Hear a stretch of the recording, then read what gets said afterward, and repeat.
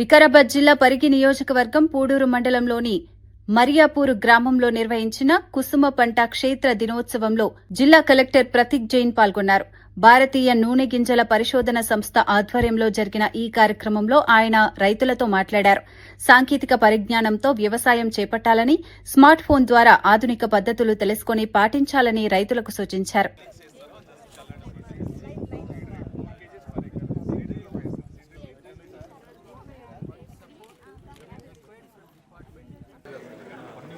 Benefit ఏంటి దీంతో benefit ఏంటి దానికి సంబంధించిన అన్ని ఉంటాయి సార్.